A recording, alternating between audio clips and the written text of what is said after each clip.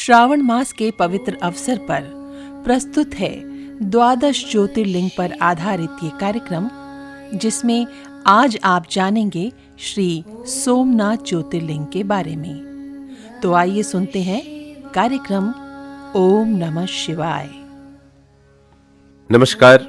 आज हम शुभारंभ कर रहे हैं भगवान शिव जी के बारे में, लेकिन सबसे पहले एक उनकी आराधना अपने स्तुति के माध्यम से। वंदे देवमुमापतिं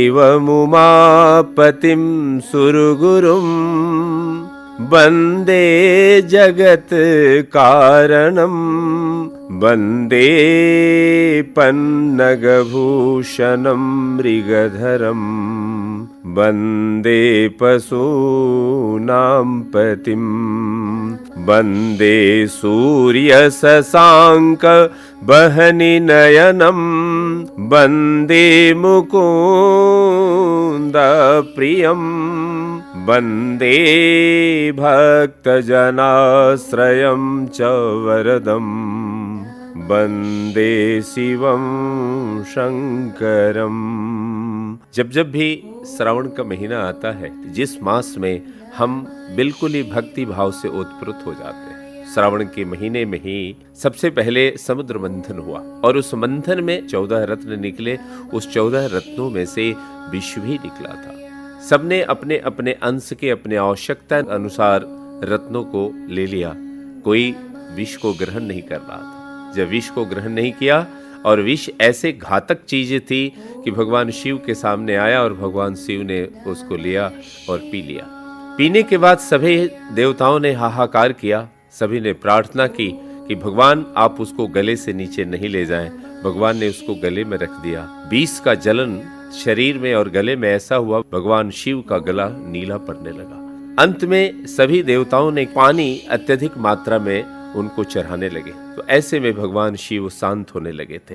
हम जानते हैं कि भगवान शिव जब इस धरती पर अपने कैलाश शिखर से आते हैं, तो आने के बाद सब जगह प्रसन्नता छा जाती है। और भगवान शिव ने पूरे भारतवर्ष में 12 जगह अपने प्रकाश को, अपने स्वरूप को ज्योतिर्मय के रूप में रखा। आइए एक श्लोक के माध्यम से 12 ज्योतिर्लिंगों के बारे में सुनते हैं। सौराष्ट्रे सोमनाथं च श्रीशैले मल्लिकार्जुनम् उज्जैन्यां महाकालम् ओंकारं ममलेश्वरं परल्यां वैद्यनाथं च डाकिन्यां भीमशंकरं सेतुबन्धे तु रामेशं नागेशं दारुकावने वाराणस्यां च विश्वेशं त्र्यंबके गौतमी तटे हिमालये तु केदारम घुसमेशं च शिवालये। सबसे पहले हम प्रारंभ करते हैं कि भगवान शिव का जो स्वरूप, जो देवाधिदेव महादेव का हजारों वर्ष पूर्व रहा, वो गुजरात के सौराष्ट्र क्षेत्र जिसको सोमनाथ कहते हैं। सोमनाथ को सबसे पहले व्याख्या के रूप में देखते हैं तो सोम का अर्थ होता है चंद्रमा। चंद्रमा के नाथ यानी चंद्रमा के स्वामी को भगवान शिव, और सबसे पहले उन्हें सोमनाथ कहा गया। कहानी ऐसी आती है पौराणिक कथा में कि चंद्रमा जो भगवान शिव के अत्यंत प्रिय भी रहे, उन्होंने अपने मस्तक पर लगाया। चंद्रमा ने सभी नक्षत्रों से विवाह किया और उस विवाह के क्रम में रोहिणी जो नाम की कन्या थी, उस राजा दक्ष के कन्या से अत्यधिक प्रेम करने लगे। 26 उनके अन्य जो पत्नियां थीं वो नाराज रहने लगी, और नाराज रहने के कारण अपने पिता दक्ष के सामने बड़े ही दुखी मन से व्यथित होकर कहीं कि पिताजी, चंद्रमा रोहिणी को अत्यधिक मानते हैं, हम लोगों से इनका मनमुटाव रहता है।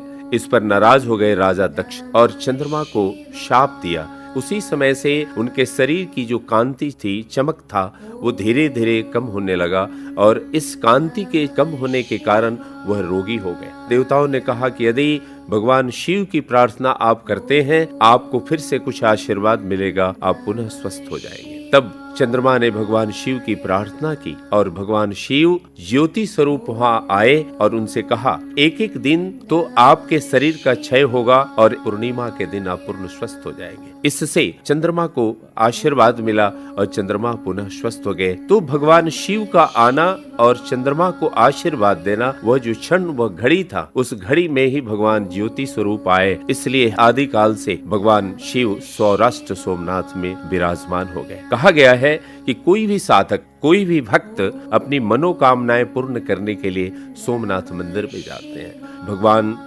सोमनाथ में जैसे विराजमान हुए, उनकी कृपा सब पर बरसने लगती है कि सब लोग वहां जा करके माथा टेकते हैं और वह मंत्र भी जल चढ़ाते हुए अर्पित करते हैं। आइए हम मंत्र भी सुनते हैं जो अभिषेक करने वाले हैं। ओम नमस्ते रुद्रमन्यवाउतोताय खवे नमः, बाहुभ्यामुतते नमः, याते रुद्रा शिवा तनूरघोरा पापकासिनी, तया न सन्तमया गिरिसन्ताभिचाकसिः, यामुसुङ्गीरिसन्ते हस्ते विभयस्तवे, शिवां गिरित्रतां कुर्माहि ग्वंसिः पुरुषं जगता।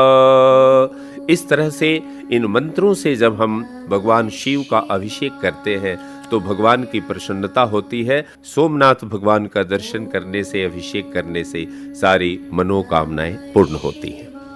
ओम नमः शिवाय।